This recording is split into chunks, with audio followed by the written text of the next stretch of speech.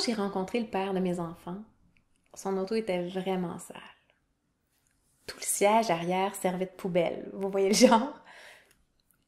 À l'époque, je lui ai probablement dit quelque chose comme c'est sale, come on, ça n'a pas d'allure, fais le ménage, c'est dégueu. J'ai probablement insisté jusqu'à temps qu'il fasse quelque chose.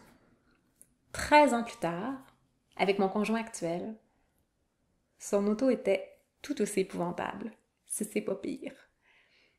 Mais ma réaction était différente, par contre.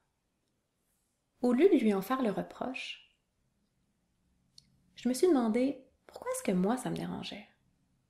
Pourquoi est-ce que je réagissais comme ça? Puis je lui ai dit,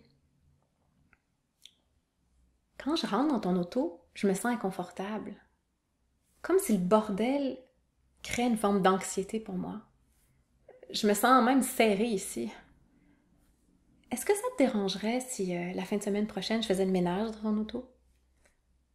C'est tellement plus profitable dans une relation de se poser la question pourquoi est-ce que moi je réagis comme ça, plutôt que pourquoi est-ce que l'autre agit comme il le fait. En prenant la responsabilité de ses émotions, on a moins tendance à culpabiliser l'autre pour quelque chose qui se passe en soi. Je vous donne un autre exemple. Comme la plupart des femmes, il y a des jours où je me sens moins jolie, moins attirante. Ces jours-là, j'aurais envie de dire à mon conjoint « Me trouves-tu aussi belle qu'avant? Est-ce que cette robe-là me va bien? » Lui, il est probablement exactement pareil que d'habitude. C'est pas de sa faute. Quand j'en prends conscience, je partage mon sentiment d'insécurité avec lui, pour qu'il soit conscient de ma sensibilité ce jour-là.